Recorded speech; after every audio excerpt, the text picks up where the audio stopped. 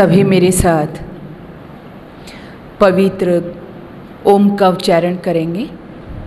जैसा कि आपको विदित है, ओम परमपिता परमात्मा का मुख्य नाम है और वेदादि शास्त्रों में बार बार उसकी महिमा का गुणगान किया गया है। आइए ऐसे पवित्र ओम का उच्चारण करके हम अपना अंतःकरण, हम अपनी जिह्वा को पवित्र करेंगे।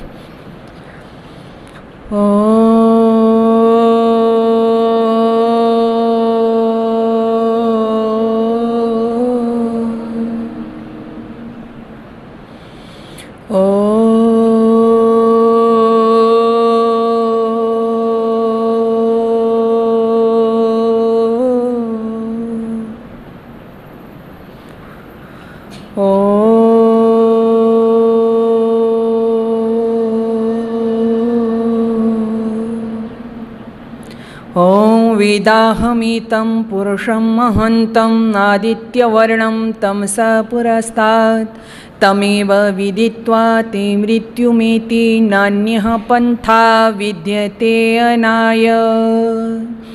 नान्यः पन्था विद्यते अनाय। नान्यः पन्था विद्यते अनाय। पूजा और सत्कार के योग्य मेरे साथ आए आदरणीय मेरे पिताश्री, इस आर्य वीरांगना दल का बड़े ही सुंदर कर्मठता के साथ संचालन कर रही हमारी आदरणीय बहन श्रीमती वर्तिका जी आर्य, मेरे समक्ष उपस्थित हमारी बहनें आर्य जी बैठे हुए हैं और समक्ष सामने उपस्थित राष्ट्र की भावी आशाओं। बहुत ही सुंदर, मुझे कई बार लगता है हमारी वर्तिका जी जैसी बहनों को देख करके कि इनके दिल में क्या तड़फ, क्या टीस समाज को लेकर, आप जैसी बहन बेटियों को लेकर के है कि इस तरह के शिविर में काम करना, शिविर लगाना, ये बहुत कोई मामूली सी बात नहीं है। अनेक प्रांतों की बच्चियां यहाँ पर हैं, बेटियां यहाँ पर हैं और आपको इकट्ठा करके, जितनी भी बेटियां यहाँ पर बैठी हुई हैं, बहन जी का कोई पर्सनल लाभ हो रहा है इसमें? क्यों बेटी हो? कोई इनको आपसे यहाँ बुला करके आप इनके लिए कोई कार्य कर रही हैं या कोई इनका कोई पर्सनल इसमें कोई स्वार्थ सिद्ध हो रहा है? इतना पता है ना आपको। लेकिन फिर भी इतनी भीषण गर्मी में आप तो तैयार हो ही रही हो, आप तो अपना कार्य दे रही हो, लेकिन आपके लिए हमारी वर्तिका जैसी बहनें जो अहरनिश लगी रहती हैं, हमारी सामने बहन बैठी हुई हैं, ये सब किस लिए है कि आप इस समाज में एक श्रेष्ठ नागरिक के रूप में अपनी भूमिका अदा करें, एक श्रेष्ठ मातृशक्ति के रूप में, एक श्रेष्ठ नारी के रूप में स्वयं गौरवान्वित हों और समाज, परिवार और अपने देश को भी गौरवान्वित करें। तो सबसे पहले मैं एक बार चाहूँगी कि जोरदार करतल ध्वनि से हमारी आदरणीय बहन वर्तिका जी का आप सम्मान करेंगी। ऐसी बहनें सम्मानीय, प्रशंसनीय होती हैं, तो एक बार जोरदार करतल ध्वनि से।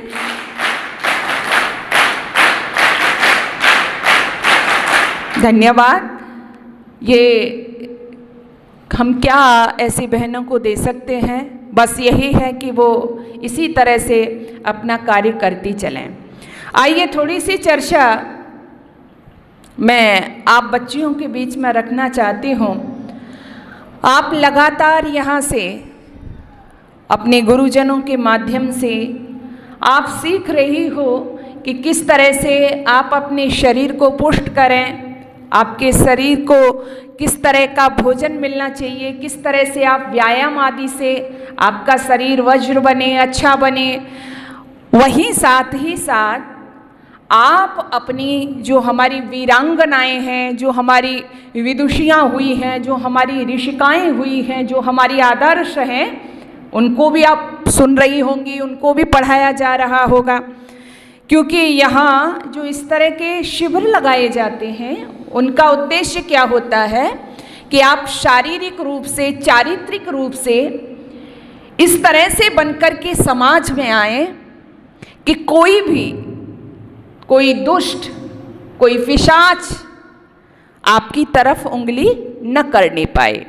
इसके लिए आप कब ये सब कर पाएंगी? तो सबसे पहले मैं आपसे कहना चाहती हूँ कि आप शारीरिक रूप से मजबूत होंगी। और शारीरिक रूप से मजबूत कैसे होंगी आप? इसके लिए आपको अपने भोजन पर, अपने खान पान पर ध्यान रखना होगा। खान पान पर आपने देखा होगा आज बहुत तरह के हम देखते हैं, खान पान के नाम पर बहुत सारी चीज़ें आ रही हैं, है ना। कुछ ऐसी हैं खानी चाहिए, वैसे जब मार्केट में है मिल रही हैं तो सबके लिए मन लुभाता है ना, लुभाता है। लेकिन यदि हम मन की बात मान लेते हैं, कभी हमारा पिज्ज़ा, बर्गर, इस तरह की जो चीज़ें हैं जो मार्केट में आई हुई हैं, अगर हम मन के वशीभूत होकर मन की बातें मान करके वो सब हम चाहते हैं कि हमें वो मिले, हम खाएं, तो इससे क्या होगा? क्या होता है? हमारा स्वास्थ्य अच्छा नहीं हो पाएगा। इसलिए मन पर संयम रखते हुए जो हमारे खाने योग्य पदार्थ हैं, क्योंकि आहार शुद्धौ सत्व शुद्धि, हमारा आहार शुद्ध होगा तभी हमारे विचार भी शुद्ध होंगे। जैसा खाओ अन्न वैसा होगा मन। तो इसलिए सबसे पहले हम अपने जो हमारा आहार है, जो हमारा भोजन है, वो कैसा हो? हमारा संयमित हो और हमारे जो शरीर को वो क्या है? पोषण करने वाला हो, पोषित करने वाला हो, उत्तम स्वास्थ्य प्रदान करने वाला हो। तो ये सारी चीज़ें आपको यहाँ से बताई जाती हैं। दूसरा जिस पर मैं खास चर्चा करना चाहती हूँ, इसके साथ साथ हमारा शरीर मजबूत होगा, सुदृढ़ होगा, भोजन तो हमें रखना ही है। दूसरा क्या है? हमें अपनी जीवन में क्या चरित्रता रखनी है। जब तक मैं कहा करती हूँ कोई भी राष्ट्र सबसे उत्तम कब बनता है, वो कब आगे बढ़ता है, उसके नागरिक कब उसको वो सम्मान प्रदान करते हैं जिसका वो हकदार होता है, जिस राष्ट्र के पास में चरित्रवान नागरिक होते हैं। आप जरा पीछे लौट करके देखें तो चाहे हमारे वीर हों, चाहे हमारी वीरांगनाएं हों, इतिहास के अंदर हम जिनको भी पढ़ते हैं उनका नाम ही आज गाया जाता है, जिन्होंने अपनी चरित्र की रक्षा की, जो उत्तम चरित्र इस समाज को दे करके गए हैं। वो बहन बेटियां आज हम देखते हैं कि इतिहास के पन्नों में अमर हो गई है, जिन्होंने अपनी चरित्रता को एक ऊंचा आदर्श प्रदान किया, जो अपनी निजता में विराजी, जिन्होंने अपने मातृत्व को सुरक्षित रखा। आज उन्हीं देवियों को पूजा जाता है। तो इस ओर भी हमें विशेषकर बताया जाता है। मैं कई बार जब बात करती हूँ, हमारी बेटियाँ यहाँ पर बैठी हुई हैं, मैं पूछती हूँ, देखती हूँ, और ख़ासकर आज के समय में जो आज का हमारा समाज बना हुआ है, हमारी यहाँ बहन बेटियाँ जितनी हैं, बहुत तो कुछ छोटी भी हैं, मैं देखती हूँ कई बार, क्योंकि उनकी जो छुट्टी होती हैं, आप भी स्कूलों में पढ़ने वाली होंगी बेटियाँ जितनी भी हैं, तो जब उनका अवकाश होता है तो उस समय और फ्री हो जाते हैं बच्चे। और फ्री के नाम पर क्या है कि कुछ नहीं, आजकल एक समाज में और बड़ा प्रचलन चल पड़ा है, क्या करेंगे? मोबाइल सबके पास में है, मोबाइल से क्या करना है? बहन बेटियों को, भाइयों को रील बनाना है, चल रहा है ना, आपको पता होगा। तो क्या करना है? रील बनाना। ये एक चलन समाज में चल पड़ा है। रील बना रही हैं बहनें। अब मैं जो बात आपसे कहना चाहती हूँ, आपके माँ, आपका पिता, आपके आचार्य, उनको कितनी उम्मीद है आपसे? वो आपको जो सुख सुविधाएं दे रहे हैं, किस लिए दे रहे हैं? कि आप पढ़ें लिखें, इसके लिए मना नहीं है। आप अच्छा पढ़ें लिखें, एक अच्छी बेटी बने, एक अच्छी माँ बने, एक अच्छी पत्नी बने, एक आदर्श नारी बने, इस सब के लिए आपको सुख सुविधाएं प्रदान की जा रही हैं। लेकिन ये जो मोबाइल का चक्कर चला, रील्स का चक्कर चला, इसमें मैं देखती हूँ कि आप तो यहाँ पर चरित्र निर्माण की बात सीख रही हो, अपनी विदुषियों का चरित्र सुन रही हो, शरीर को सुदृढ़ कैसे बनाए ये सब पढ़ रही हो। लेकिन ज़्यादातर आज के समाज में हमारी बहन बेटियों का समय जो है वो अश्लीलता परोसने, समाज को अश्लीलता देने में व्यतीत हो रहा है। और आप खुद सोच सकती हो, छोटी मेरी बेटियां बैठी हुई हैं, लेकिन मैं देख रही हूँ कि बहुत छोटे बच्चे, लगभग 2-2.5 साल का बच्चा भी है, उसके हाथ में मोबाइल है। और फिर हम धीरे धीरे बढ़ाते जाएं, खास करके मैं किसी व्यक्ति विशेष की नहीं कह रही, लेकिन खासकर जो हमारी बेटियां हैं वो उस ओर बह रही है, किस ओर बह रही है कि वो उस पर, क्योंकि रील बनानी है, और रील बनाने का उद्देश्य क्या रह गया है आजकल? क्योंकि हमको प्रसिद्धि पानी है, हमको फेमस होना है। क्योंकि कई बच्चियां इस तरह से उल्टा सीधा उस पर वीडियो डालती हैं, उसके बाद उनको प्रसिद्धि मिल जाती है। और वो उल्टा सीधा वीडियो कैसा होता है, वो उनको वस्त्रों की मर्यादा पता नहीं है कि वस्त्र कैसे पहनने हैं, उनको भाषा की मर्यादा पता नहीं है कि कैसी भाषा बोलनी है। तो उल्टा सीधा वीडियो उस फेसबुक पर, उस इंस्टा पर वो अपलोड करती है। कौन? जो आज के समय में प्रसिद्धि पाना चाहती हैं। लेकिन मैं आपसे कहना चाहती हूँ, मैं बहुत देवियों के नाम आपके समक्ष रखूंगी, क्या ये आज तक प्रसिद्ध नहीं है? जरा विचार करना, आप खुद मुझे बताएंगी कि एक बहन जो ये चाह रही है कि मैं गलत वस्त्र पहन करके, मैं गलत भाषा का प्रयोग करके अपनी रील्स बनाऊंगी, या मैं सिगरेट का धुआं उड़ाती हुई डीपी लगाऊंगी अपनी इंस्टा पर और मैं फेमस हो जाऊंगी, तो वो फेमसी के लिए हम इतना घिरा हुआ कृत्य कर रहे हैं। और एक वो बहनें हैं, वाह, हमारा हृदय, हमारा सीना चौड़ा हो जाता है जब उन बहनों को देखते हैं। मैं कौन सी बहनों की बात करूं, इस देश की बहनें जिनको पढ़ कर के लगता है कि इसी कारण से हमारी संस्कृति आज तक जीवित है। कौन भूल सकता है जनक की सभा में याज्ञवल्क्य को चुनौती देने वाली वाचाक्नवी गार्गी को? भूल सकता है क्या? वो फेमस नहीं है क्या? वो प्रसिद्ध नहीं है क्या? क्या उन्होंने कोई रील्स बना करके प्रसिद्धि पाई थी, या उन्होंने अमर्यादित वस्त्र पहन करके प्रसिद्धि पाई थी? बोलिए, उनको भूल सकते हैं क्या? एक नाम आता है भारती देवी का।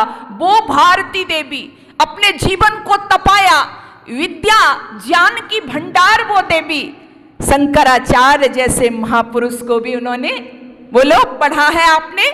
भारती देवी ने शंकराचार्य जैसे महापुरुष विद्वान को चुनौती दी, पराजित किया। वो भारती कैसी थी? क्या वो पिछड़ी हुई थी? क्या वो आधुनिक नहीं थी? या वो आज प्रसिद्ध नहीं है? बताओ, मैं आपसे पूछना चाहती हूँ, वो प्रसिद्ध नहीं है? कोई भूल सकता है भारती का नाम? कोई भूल सकता है गार्गी का नाम? बीज गणित को जन्म देने वाली लीलावती, क्या वो आधुनिक नहीं थी? क्या आज वो प्रसिद्ध नहीं है? वीरांगना झांसी की रानी लक्ष्मीबाई, जब आपत्ति आई राज्य पर तो स्वयं ही नहीं बल्कि अपने पुत्र को कहां लिया उन्होंने? पीठ पर बांध लिया। देखो क्या होती हैं वीरांगना देवियां, क्या होती हैं चरित्रवान देवियां। पीठ पर बांध लिया और दोनों हाथों से गौरों पर टूट पड़ी। क्या वो प्रसिद्ध नहीं है? बोलो, प्रसिद्ध नहीं है। बल्कि आप छोटे से बच्चे से भी पूछ लो, बुद्धे ले हर बोलों के मुँह हमने सुनी कहानी और खूब। ये प्रसिद्ध नहीं है क्या? क्या भूल सकते हैं? जब तक धरती रहेगी, जब तक सूर्य और चांद रहेगा, तब तक रानी झांसी के नाम को कोई भूल पाएगा क्या? नहीं भूल पाएंगे ना। और मैं कितनी देवियों के नाम लूं, किस क्षेत्र में मैं बात करूं आपकी इन वीरों की, वीरांगनाओं की, देवियों की, ऋषिकाओं की जो यहां पर पैदा हुई। पद्मिनी को कोई भूल जाएगा क्या? वो अद्वितीय सुंदरी, ये तुम्हारा इतिहास है बेटियों, जिसके लिए तुम्हें एकत्रित किया जा रहा है। जो अपने इतिहास को भूल जाता है, जो अपने महापुरुषों को भूल जाता है, वो एक दिन मिट जाया करता है। आज तुम भी उस कगार पर जाकर के खड़ी हो गई हो। तुम भूल चुकी हो कि तुम्हारे आदर्श क्या थे। तुम भूल चुकी हो कि तुम किस परंपरा की संवाहक हो। तुम भूल चुकी हो कि तुम उन श्रेष्ठ देवियों की परंपरा की संवाहक हो, उनसे पैदा हुई हो, उनकी वंशज हो। कौन सी देवियां जो मरना स्वीकार करती थी बेटियां, लेकिन अपने धर्म से समझौता नहीं करती थी, अपनी चरित्रता से समझौता नहीं करती थी। उदाहरण मेरे सामने बहुत खड़े हो गए हैं, लेकिन मैं देख रही हूं यहां पर हमारी छोटी बच्चियां बैठी हैं। देखो इस देश की बच्चियों ने क्या करिश्मे किए हैं। इन छोटी बच्चियों की सोच देखिए। इस देश के अंदर मैं चर्चा करूंगी। एक बेटी मैना का नाम जानती हो आप? एक मैना, कौन मैना? जो 12 वर्ष की मैना है, जिनके पिता का नाम नाना साहब सुना है आपने? उनकी बेटी थी मैना, 12 वर्ष की बेटी, पिता के साथ में, क्योंकि पिता इस देश की आजादी के लिए लड़ रहे थे। पिता आजादी के लिए लड़ रहे हैं, पुलिस पीछा कर रही है उनका, लेकिन हाथ नहीं आए। मैना भी पिता के साथ में थी। पिता दौड़े, मैना रह गई। मैना को पकड़ लिया गया। जब मैना को पकड़ लिया गया और पकड़ करके मैना से पूछा गया कि बताओ तुम्हारे पिताजी कहाँ हैं, मैना ने कहा कि नहीं बताऊंगी। मैना की पिटाई करना शुरू कर दिया गया। कहा कि बताओ तुम्हारे पिताजी कहाँ हैं। मैना ने कहा मैंने कहा ना कि नहीं बताऊंगी मेरे पिताजी कहाँ हैं। और इतिहास बताता है कि उस छोटी बच्ची मैना को घोड़ों के तोपों से, जो टाप होते हैं, उनसे बांध दिया गया और उनसे बांध करके उसको रुतबा दिया गया और फिर उसमें आग लगा दी। उसके बाद अधजली मैना को निकाल करके पूछा गया कि बता तेरे पिताजी कहाँ हैं। ये हमारा इतिहास है बेटियों। वो 12 वर्ष की मैना कहती है कि नहीं बताऊंगी मेरे पिताजी कहाँ हैं, क्योंकि इस समय मेरे से ज्यादा इस देश को मेरे पिताजी की जरूरत है, इसलिए नहीं बताऊंगी। जला दी गई वो बेटी, मार दी गई वो बेटी। और इतिहास कहता है कि इस देश में वो पहला नन्हा जौहर था, पहला नन्हा जौहर जो मैना ने किया। किसके लिए किया ये सब? देश के लिए। किसके लिए किया? देश के लिए, राष्ट्र के लिए।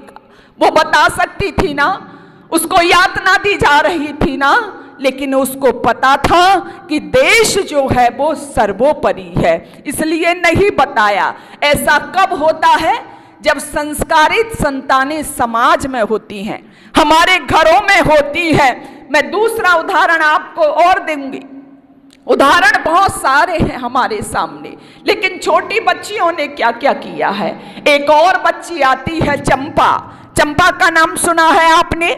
मैं वह नाम ले रही हूं आपसे जो कई बार बहुत कम सुनाई हमको देते हैं। चंपा का नाम आता है। किसकी बेटी थी चंपा?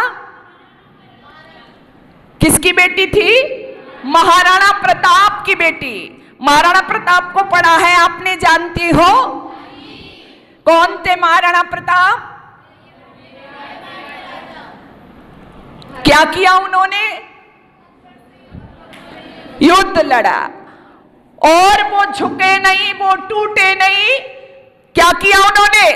घास की रोटी खाई, यहां तक कि वो भी, उनके बच्चे थे, उनको घास की रोटी भी नहीं मिली। जो चंपा थी राणा की बेटी, कई दिनों के बाद भूखी थी, परिश्रम से घास की रोटी बनाई और उनको भी जो वन में बिलाव रहते हैं वो आकर के ले गया। चंपा को वो भी नहीं मिली। कई दिनों की भूखी बेटी क्या करे, आखिर उसको बेहोशी सी आने लगी। राणा ने देखा कि बच्चों का इतना बुरा हाल है, इनके लिए भोजन की व्यवस्था नहीं है, कैसे करूं। एक पिता का ममत्व जागृत हो उठा। वो देखते हैं कि बेटी चंपा, उधर पुत्र अमर सिंह, इनको भोजन की कोई व्यवस्था नहीं है, घास की रोटी भी नहीं मिली है। मन में विचार आता है क्या करूं, अकबर के लिए संधि पत्र ही लिख देता हूं। आप सोचिए स्थिति क्या रही होगी उस समय। जो अकबर कभी भी टूटा नहीं, कभी भी झुका नहीं, लेकिन आज अपनी बेटी की स्थिति देख करके वो कहता है कि मैं अकबर के लिए संधि पत्र लिख देता हूं। इतिहासकार कहते हैं कि राणा ने कलम ली, हाथ में लिखना चाह रहे हैं, लेकिन वो 12 वर्ष की बेटी चंपा, उसने देखा, उसने सुना कि तेरे पिताजी अकबर के लिए संधि पत्र लिख रहे हैं। होती आज की चंपा तो कहती पिताजी नहीं, हम और अधिक कष्ट नहीं सहन कर सकते, हम नहीं रह सकते इन जंगलों में, हम नहीं भूखे मर सकते। क्यों? क्योंकि वो एक राज घराने में रहने वाली पुत्री थी। लेकिन जब पता चला कि पिताजी लिखने वाले हैं, पिता की कलम पकड़ ली, कहा पिताजी तुम्हारी शौर्य की प्रशंसा करने वाले अकबर के दरबार में जब तुम्हारा संधि पत्र जाएगा तो तुम्हारी शौर्य की और वीरता की तारीफ करने वाला अकबर क्या कहेगा। कलम छीन ली, कागज फाड़ दिया, कहा पिताजी शेरों की औलाद हो तो शेर बन करके जियो, खून की नदियां जमी पर बहने दो, खत ना लिखो। क्या गजब करते पिताजी, रहने दो, खत ना लिखो। क्या गजब करते पिताजी। रोक लिया अपने पिता को। कब होता है ये? कब होता है ये? कब होता है? जब संस्कारित संतानें होती हैं। ऐसी बेटियां बनाने के लिए आपको यहां पर बुलाया जाता है। उनकी शौर्य कहानियां कितनी महान रही होगी। वो 12 वर्ष की चंपा बहुत बड़ी उम्र नहीं होती। आप देखिए आज 11 साल 12 साल के बच्चे और बच्चियों को, लेकिन बलिदान कर दिया इस देश के लिए, अपने आप को खपा दिया, मिटा दिया, लेकिन कभी समझौता नहीं किया। मैं और नाम लेना चाहती हूं। कृष्णा कुमारी को कोई जानता है क्या? मैं वो नाम ले रही हूं जो कहीं गुम से हो चले हैं। आपने प्रसिद्ध नाम बहुत सुने होंगे, लेकिन कुछ बालिकाएं, कुछ बेटियां कृष्णा का नाम नहीं जानती। मैं बताना चाहती हूं, वह कृष्णा अगर आज में समाज में उस कृष्णा को हमारी बहनों ने, बेटियों ने पढ़ लिया होता तो शायद जो अवनति के मार्ग पर आज निकल पड़ी है, ऐसा नहीं होता। मेवाड़ के भीमसेन की पुत्री कृष्णा, जब उसको पता चला कि उसकी खातिर आज तेरा पिता संकट में है, आज तेरा राजपुताना संकट में है, तो पिता के हाथों से क्या किया? विष का प्याला पी लिया। कहा पिताजी मैं अपने मेवाड़ पर, मैं अपनी राजपूती शान पर मेरी खातिर यदि धब्बा लगे, मुझे ये कदापि स्वीकार नहीं है। और कोई रास्ता नहीं था, क्या करती?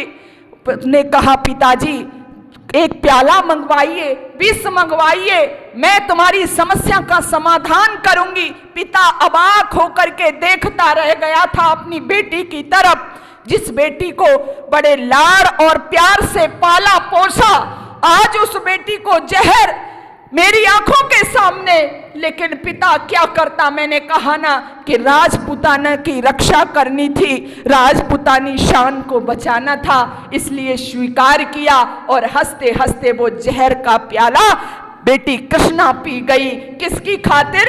अपने पिता के सम्मान की खातिर, मेवाड़ की रक्षा की खातिर, राजपुतानी रक्षा की खातिर। आज की बेटियां मैंने देखी हैं, आज की बेटियां माता पिता को ठुकरा करके बेटियों क्या कर रही हैं। मैंने देखा, अभी पिछले दिनों में देख रही थी, टेलीविजन पे चल रहा था। एक बेटी घर से निकल के भाग गई, अपने माता पिता को बहका करके, उनसे छिप करके भाग गई। किसके साथ में? 4-5 दिनों से किसी अपने बॉयफ्रेंड के संपर्क में आई, उसके साथ भाग गई। पिताजी को पता चला, थाने में आई, पिताजी पहुंचे। कोई मैं कहानी नहीं कह रही, पिताजी को पता चला, पहुंचे, और मैं देख रही थी टेलीविजन पर एक बूढ़ा पिता पगड़ी बांधे हुआ है सिर पर, और उस बेटी को समझाता है, कहता है बेटी ऐसा मत कर। हाथ जोड़ रहा था पिता, जब नहीं मानी तो बेटी के सामने, बेटी के चरणों में अपनी पगड़ी उतार करके रखता है, कहता है बेटी मेरी इस पगड़ी की रक्षा कर ले। और वह बेटी उस पगड़ी में ठोकर मार के कहती है नहीं, मुझे अपने प्रेमी के साथ में रहना है। काश ऐसी बेटियों ने उस कृष्णा कुमारी को पढ़ा होता तो आज इस समाज में इस तरह के दृश्य हमको देखने को नहीं मिलते। इसलिए आपको ऐसी बहन बेटियों की कहानी सुनाने की जरूरत पड़ रही है। आज तुम कहाँ जा रही हो? मैं बहुत उदाहरण आपको दे सकती हूँ बहन बेटियों के, किस तरह से उन्होंने इस देश को पूरी दुनिया के सामने अपने आदर्शों से, अपनी मर्यादाओं से, अपनी क्रियाओं से ऊंचा रखा है। लेकिन आज वर्तमान में हमारी बहन बेटियां किस दिशा की ओर चल पड़ी हैं, ये बड़ा सोचनीय है। ये जो शिविर हैं, इनके माध्यम से आपको यही बताने का प्रयास किया जाता है। यहाँ की बेटियां ने बलिदान किए, यहाँ की बहनों ने बलिदान किए, लेकिन वह बलिदान इसलिए नहीं थे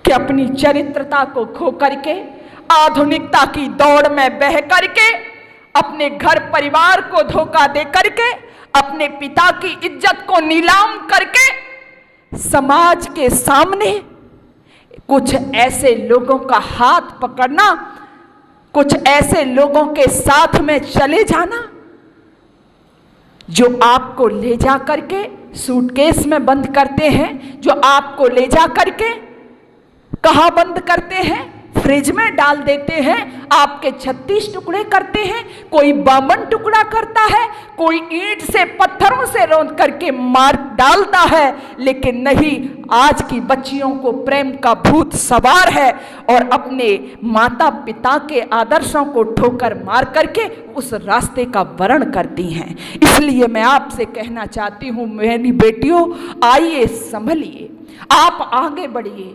आप पढ़िए लिखिए, खूब आगे बढ़ो, इसके लिए मना नहीं है। लेकिन सर्वप्रथम मैं आपको 2-3 सूत्र देना चाहती हूं, इनको हमेशा याद रखना।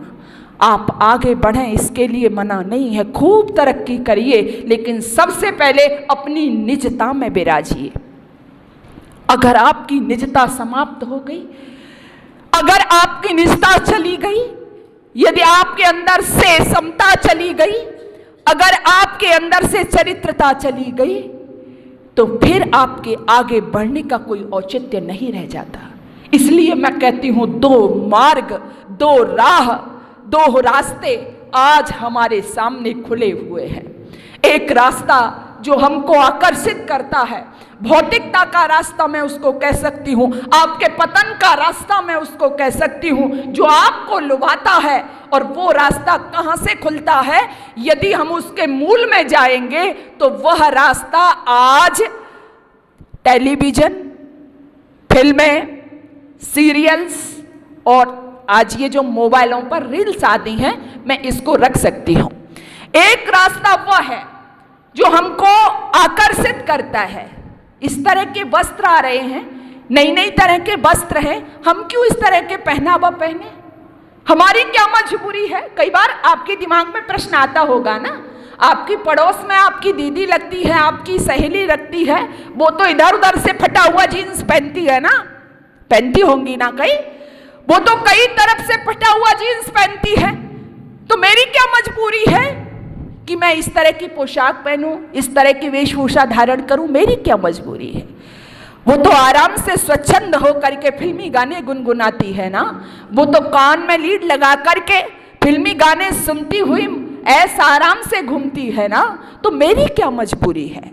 ऐसे कई बार विचार आते हैं ना दिमाग में। तो इसलिए बेटियों, दो रास्ते हैं। वो जो रास्ता है जो आपको लगता है कि मेरी क्या मजबूरी है, ये वो रास्ता है जो आपके पतन के ओर ले जाता है, आपको विनाश की तरफ ले जाता है।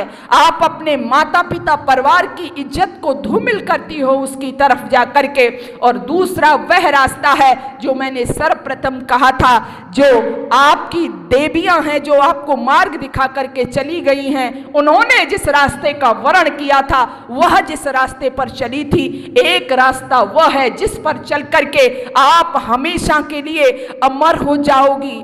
आप उस पर चल करके एक योग्य विदुषियों में नाम लिखवा जाओगी, तपस्विनियों में नाम लिखवा जाओगी, वीरांगनाओं में नाम लिखवा जाओगी, ऋषिकाओं में नाम लिखवा जाओगी, और वह नाम कभी आपका मिटेगा नहीं। इसलिए इन दो मार्गों में से आपको यहाँ शिविर लगाया जा रहा है, वह मार्ग बताया जा रहा है कि आपको किस मार्ग का वर्ण करना है। नहीं तो आज की ये जो चकाचौंध भरी जिंदगी है, आज की जो चकाचौंध भरी समाज में आधुनिकता की भीड़ लगी है, मुझे कई बार बड़ी वेदना होती है। बेटियों, आप छोटी बच्ची हैं, कुछ हमारी बड़ी बेटियां बैठी हुई हैं, मैं कई बार देखती हूँ, एक शब्द था, शायद आपने सुना हो, जो हमारी बच्चियां बैठी हुई हैं, एक शब्द था कि जब मैं उसको सुनती थी तो बड़ा अजीब लगता था। और हमारी बहन बेटियों को मुझे लगता है इससे ज्यादा कोई अपमान वाला शब्द भी नहीं था। जैसे एक शब्द था रखेल, बोला जाता था जिसको, रखेल शब्द, ये बड़ा अपमानजनक शब्द था। हमारी बहन बेटियों के लिए कोई प्रयोग करता था तो इससे ज्यादा कोई अपमान भरा शब्द नहीं था। लेकिन आज आप देखोगी, अगर थोड़ा भी आप अगर पेपर पढ़ती होंगी या आप न्यूज़ देखती होंगी, तो मैं उसी की बात कर रही हूं। आज उसी शब्द की जगह एक इंग्लिश में नया शब्द आया, क्या? Live in relationship. Live in relationship, वो शब्द आया। वो शब्द क्या हो गया? मैं देखती हूं वो शब्द जहां महिला के लिए अपमानजनक था, सबसे बड़ी भद्दी गंदी गाली थी, आज लिव इन रिलेशनशिप प्रगतिवाद की निशानी हो गया इस देश के अंदर। मैं सोच रही हूँ हम कहाँ आकर के खड़े हो गए। आज हमारी बहनें ऐसा कैसे कर सकती है?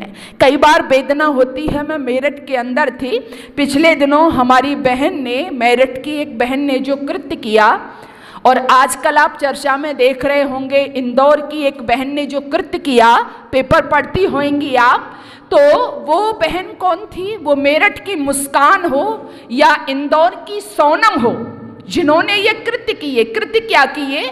इतना आप सभी बेटियां यहाँ बैठी हैं, जानती हैं, आपके घर में भी आपको बताया जाता होगा, आप अपनी माँ को भी देखती होंगी। आपके जो पिताजी लोग हैं, माँ के लिए क्या है? वो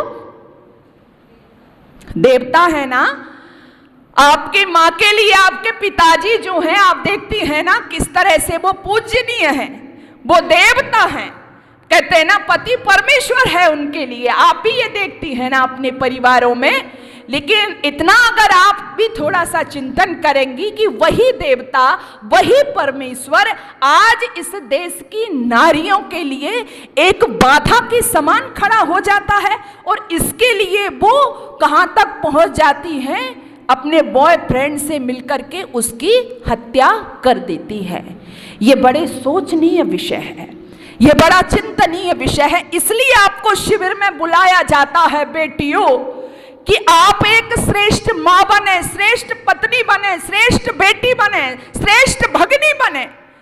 क्योंकि भाई की इज्जत को संभालने वाली आप हो, पिता की पगड़ी की इज्जत आप हो, एक माँ की कोख को धन्य करने वाली आप हो, एक पति को यश दिलाने वाली आप हो। आपके ऊपर बहुत बड़ी जिम्मेदारी है। मुझे कुछ लाइनें याद आ रही हैं। आपकी भूमिका क्या क्या है? क्या क्या आपकी भूमिका है? पुत्री बनी तो पितृकुल की कीर्ति चाहती रही। लेकिन आपको सच बताऊं एक बात, बहुत दिनों से मुझे ये लाइनें मैं बोलती हूं, लेकिन अभी पिछले दिनों से जो समाज में चल रहा है, कई बार मुझे सोचना पड़ता है, कई बार मुझे अंदर से एक झिझक पैदा होती है। पत्नी, जो आपने भी सुना होगा कई बार, पत्नी का मतलब क्या था इस देश के अंदर, कि जो मरे हुए पति को भी सुना होगा ना आपने। मरे से मतलब क्या है कि अपने पति के लिए अपनी जान भी दे सकती थी। एक वो पत्नी थी, और आज एक पत्नी किस भूमिका में आकर के खड़ी हो गई है। आज एक बेटी जो पिता के लिए जहर के प्याले पी सकती थी, लेकिन आज वही बेटी अपनी पिता की पगड़ी को ठोकर मार सकती है। इसलिए ये शब्द, एक भाई की रक्षार्थ बहन अपनी जान देती थी, वही बहन भाई को काट करके, क्योंकि प्रेमी के साथ में भागना है, इसलिए उसकी हत्या कर देती है। इसलिए मुझे सोचना पड़ता है बेटियों कि तुम्हारी भूमिका तो बड़ी महान थी है और हमेशा रहेगी, लेकिन कुछ चंद लोग आकर के जब भूमिका को बिगाड़ते हैं तो हृदय में वेदना होती है। क्या भूमिका थी तुम्हारी? पुत्री बनी तो पितृकुल की कीर्ति चाहती रही, पुत्री बनी तो पितृकुल की कीर्ति चाहती रही, भगनी बनी तो भाई की चिरायु मांगती रही, पत्नी बनी तो मांग में सिंदूर इसने भर लिया, मंगल कामना से जीवन को यज्ञ सा बना लिया। जब मां बनी तो संतति की, जब मां बनी तो संतति की आपदा सारी हरी, कौन त्यागशीलता की कर सके बराबरी, अपनी खुशी मिली है सदा परिजनों के मोह में, पलता रहा भविष्य है सदा से इनकी गोद में, पलता रहा भविष्य है सदा से इनकी गोद में। किनकी गोद में? आपकी गोद में।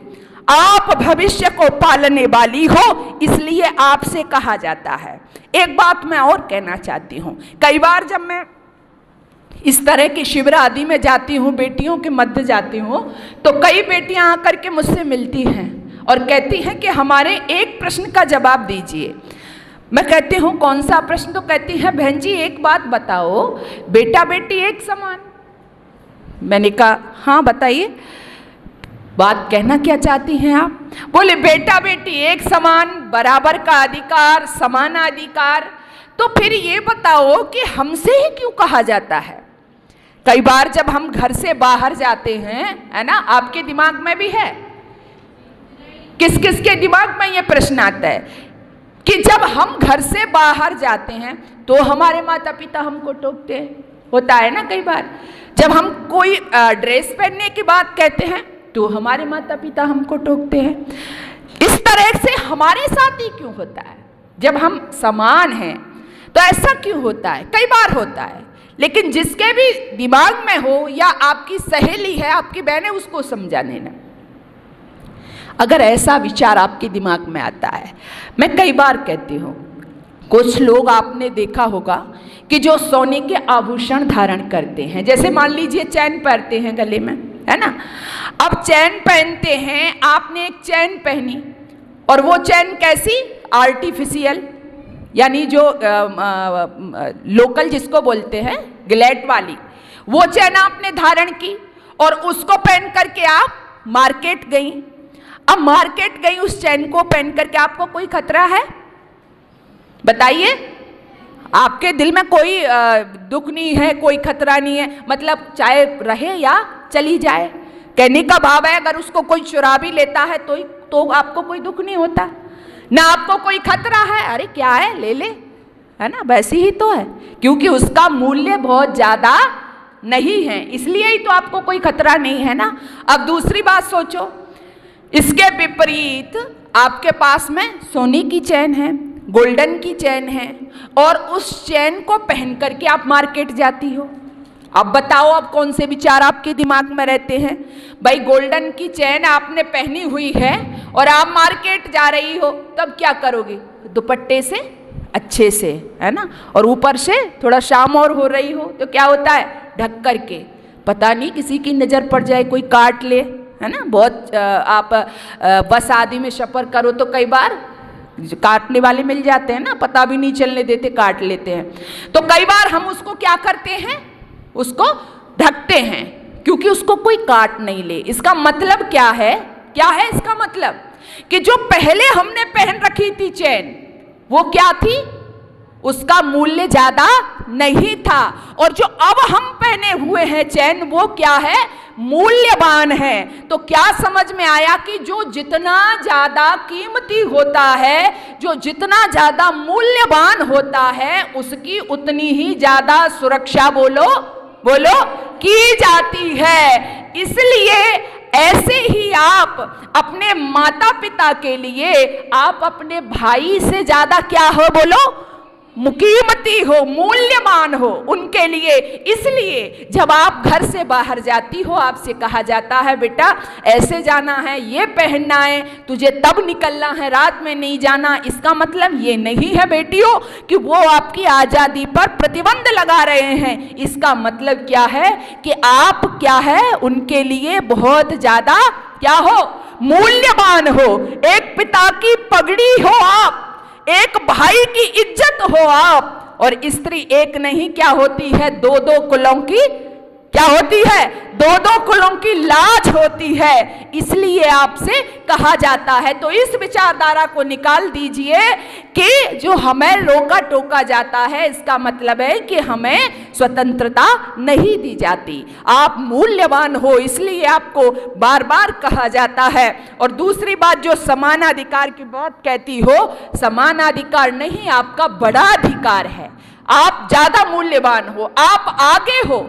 इसलिए केवल माता पिता नहीं, वेद भगवान का भी आदेश है कि आप ब्रह्मा हो। एक मंत्र आता है वेद में, स्त्री ब्रह्मा बभूविथ, यानी स्त्री जो है, नारी जो है, वो क्या है? ब्रह्मा है। लेकिन ब्रह्मा बनने से पहले इस वेद के जो 3 चरण हैं, उसमें भी आपको इंगित किया गया है कि आप ब्रह्मा तो हो। लेकिन सीधे सीधे आप सीना चौड़ा करके डोलो कि जी हम तो ब्रह्मा है, हम तो ब्रह्मा है।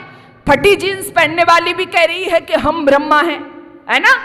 जिसकी आंखों में लाज नहीं है वो भी कह रही है कि हम ब्रह्मा हैं।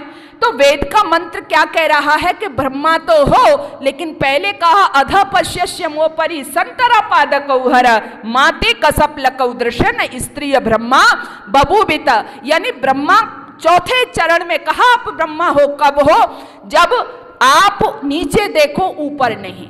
अधा पश्यस्य न ऊपरी, ऊपर नहीं, नीचे देखो। नीचे देखने का मतलब है कि आप जब चल रही हैं, आप जब जा रही हैं, तो बड़ी सौम्यता के साथ में नीची निगाह करके आप चले।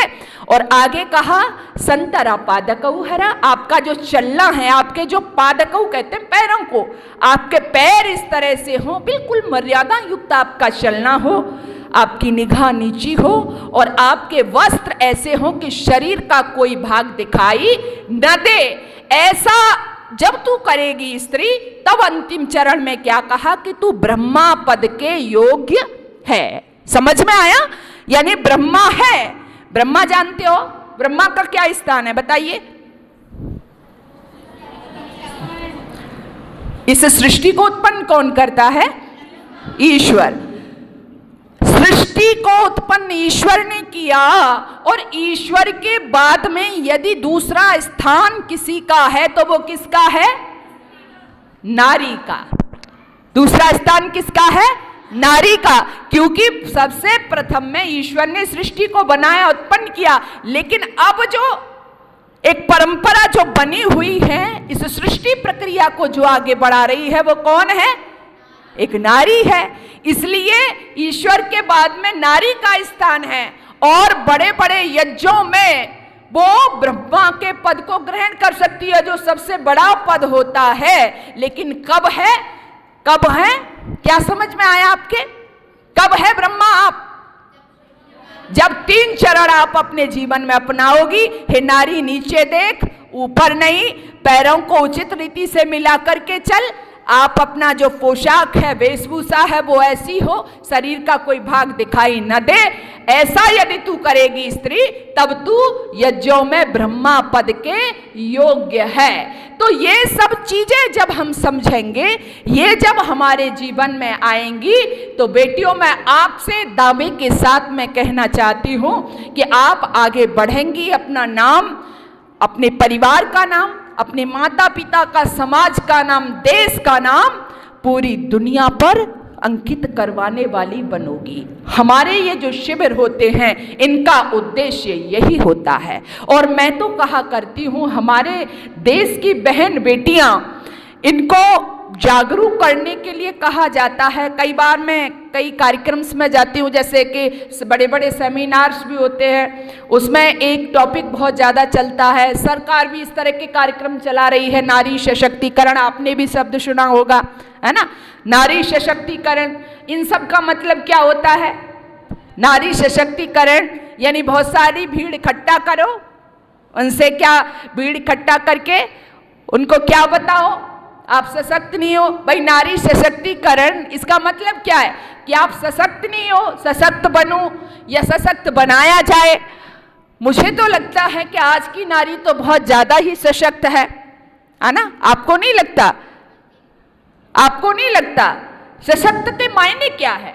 मैं अभी विचार कर रही थी पिछले दिनों कि नारी सशक्तिकरण इसका मायने क्या है, हम किस तरह से सशक्त बने।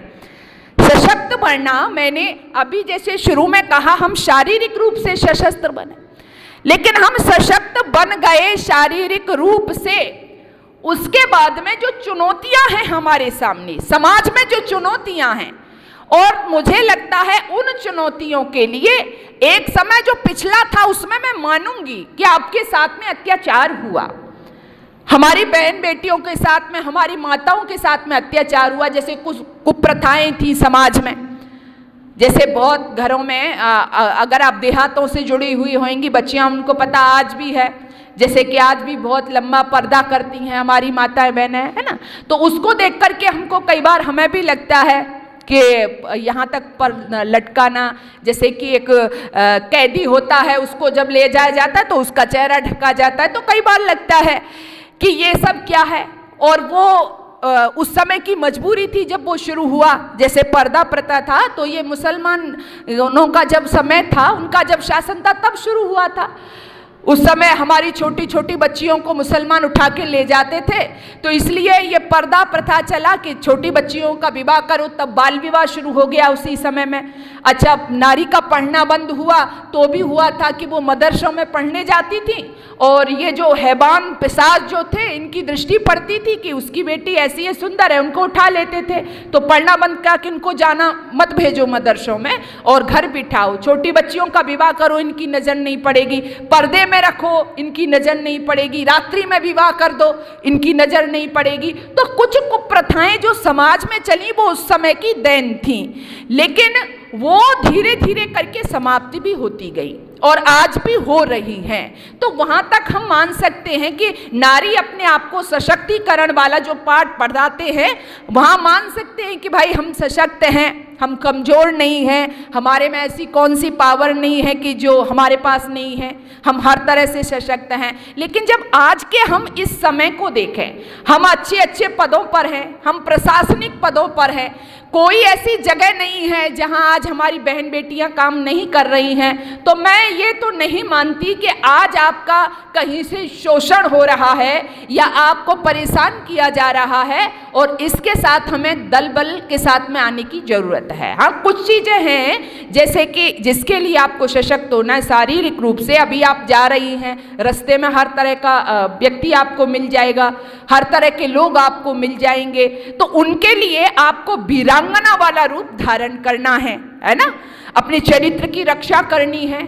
आपको छुई मुई वाली पाठ नहीं पढ़ना है कि बहुत छुई मुई हो, है ना, आपसे तो कुछ होता ही नहीं है, तो ऐसा नहीं है। तो इसके लिए आप सशक्त बनो, इसके लिए आप पूरी पावर अपने अंदर धारण करो, इसके लिए आप अपने शरीर को मजबूत बनाओ जिससे आप अपनी स्वयं रक्षा कर सको। और दूसरा जो आपका विशेष स्थान है, जब आप शारीरिक रूप से मजबूत बनोगी, स्ट्रांग बनोगी, और जब आप पढ़ लिख करके बड़ी होकर के जब गृहस्थ आश्रम में प्रवेश करोगी, तो गृहस्थ आश्रम में जाओगी, वहां जो आपकी प्रमुख जिम्मेदारी है, क्या जो आपका माँ का रूप है, जो आपकी माँ की भूमिका है, तब फिर आप एक श्रेष्ठ संतान को जन्म दोगी।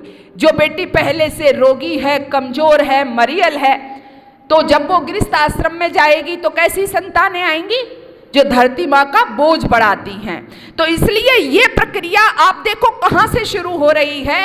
इस सब के लिए यहां से शुरू हो करके और आप जहां मां की भूमिका में जाएं, वहां श्रेष्ठ संतान को जन्म दें और वह श्रेष्ठ संतान जब इस धरा पर आए तो वही श्रेष्ठ संतान राम के रूप में होती हैं, वही कृष्ण के रूप में होती हैं, वही शिवाजी के रूप में होती हैं, वही हनुमान के रूप में होती हैं। आप इन सबका नाम जानती हो ना? कहां से आए थे ये? हनुमान का नाम जानती हो ना? किसने पैदा किया था इनको? अंजना ने बनाया था। तो अंजना कितनी मजबूत रही होगी, अंजना कितनी चरित्रवान रही होगी, तब उसने ऐसे पुत्र को पैदा किया जो आज आप देखते हो हर व्यक्ति के नाम पर हनुमान जी का नाम है, हनुमान चालीसा पढ़ते हैं, हनुमान जी के नाम पर व्रत रखते हैं, हनुमान जी के नाम पर बहुत सारे मंदिर बने हुए हैं। तो किसने जन्मा था इसको? मां अंजना ने जन्मा था। तो तब ऐसा हम हनुमान फिर लाना चाहते हैं, तो कैसे आएंगे हनुमान इस धरा पर? कैसे आएंगे भाई? आसमान से टपक के थोड़े आए थे। कैसे आएंगे? जब हम अंजना जैसी बन जाएंगे, हम अंजना जैसी बनेंगे तो फिर आएंगे। राम की आज तक पूजा करते हैं, कितना समय हो गया? 9 लाख वर्ष हो गए, लेकिन राम राम राम, यहाँ तक कि अभिवादन में भी लोग राम राम करते हैं। कहाँ से आए थे ये? किसने पैदा किया था इनको? कौशल्या ने पैदा किया था। तो राम लाना चाहते हैं हम, फिर चाहते हैं कि राम जैसी संतान आए, तो कब आएंगी? कौशल्या बनना पड़ेगा। कौशल्या के मायने कौशल्या जैसा जीवन बनाना पड़ेगा, तो फिर से ये हमारी संतानें इस धरा पर आ सकती है। हम ऐसा बनेंगे, हम इन ऐसा अपना जीवन बनाएंगे तो फिर से यही संतानें हमारे धरा पर आ जाएंगी। लेकिन आज हमारी बेटियां जो इन सबको छोड़ करके, मैं बार बार बात कह रही हूं, चरित्रता हमारे अंदर रहेगी तभी हम ये कर पाएंगे, तभी हमारे यहाँ राम कृष्ण आएंगे। और चरित्रता कब होगी? जब हमारे अंदर सादगी होगी। सादगी बहुत जरूरी है बेटियों हमारे जीवन में। सादगी यदि हमारे जीवन में नहीं है, आज हम फैशन की कठपुतली बनकर के नाचेंगी। तो मैं सोच रही थी कई बार कि ये जो पेपर्स में निकलता रहता है, टेलीविजन पर आता है, पिछले दिनों शायद कुछ हमारी एक्टिव हों बेटियां, उन्होंने पढ़ा होगा, अभी कुछ समय हो गया, थोड़े दिन पहले की बात है, कि जब एक मुख्यमंत्री ने ये बयान दिया कि ये इस तरह की जो घटनाएं होती हैं तो हमारी बहन बेटियां अपने वस्त्र सही से पहने, ठीक से मर्यादा युक्त परिधान पहने। तो इसमें मुझे लगता है कोई बुराई तो थी नहीं।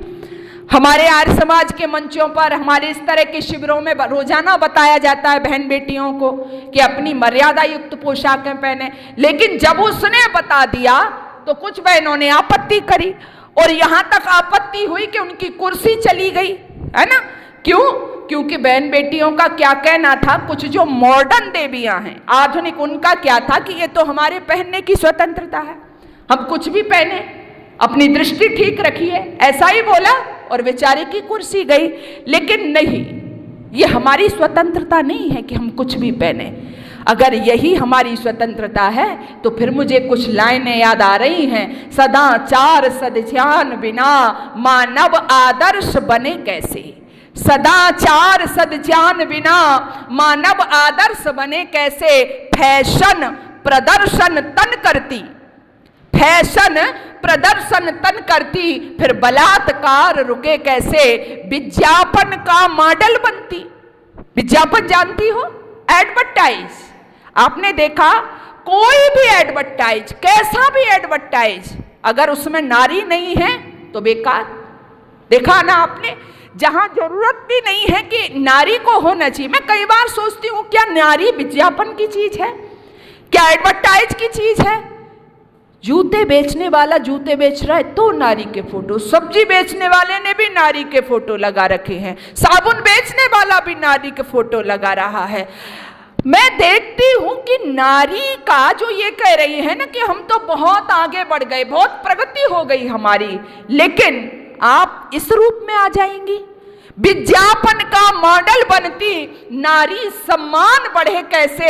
है चाह विश्व सुंदरी बनने की, है चाह विश्व सुंदरी बनने की, दुर्गासा नाम बने कैसे। निज लाज शील की रक्षा बिन जग में सम्मान मिले कैसे, जब नैतिक पतन किया तुमने जीवन उत्थान करे कैसे, जब नैतिक पतन किया तुमने जीवन उत्थान करे कैसे। हमारे अंदर चाह क्या है?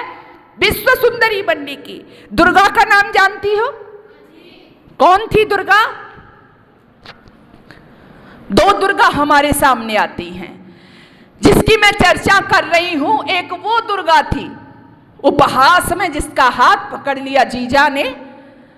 उपहास में जरा विचार करना, उपहास में हाथ पकड़ लिया तो उस हाथ को तत्काल तलवार से काटते हुए कहा कि मैं तुझे तो नहीं मार सकती क्योंकि तू मेरे बहन का पति है, लेकिन उस हाथ को जरूर काट दूंगी जो तेरे द्वारा छुआ गया है, एक पर पुरुष के द्वारा स्पर्श किया गया है, इसलिए मैं इसको तत्काल काट देती हूं। कितनी महान रही होंगी वो देवियां। पर पुरुष का क्या स्पर्श, पर पुरुष का स्पर्श सोचना मात्र यहां अपराध था। कितनी महान और पवित्र रही होंगी वो देवियां, कितनी चरित्रता से युक्त रही होंगी वो देवियां। और आज की इन देवियों को अगर वो देवियां देख रही होंगी तो उनका हृदय रो रहा होगा। इसलिए बेटियों, मैं आपसे कहना चाहती हूं, आप अपने अंदर, जैसा मैंने शुरू कहा था, अपनी निजता में विराजिए। दूसरा, अपने अंदर सादगी लाइए। आज सादगी हमारे जीवनों से समाप्त हो गई। मैं एक आपको और उदाहरण देना चाहती हूं कि सादगी क्या होती है, इस देश की बेटियां कैसी थीं। मुझे याद आ रहा है, एक बेटी का नाम सरदार वल्लभ भाई पटेल की बेटी थी। क्या नाम था उसका, जानती हो क्या आप? नहीं जानती। उनकी बेटी का नाम था मणिबेन। क्या नाम था?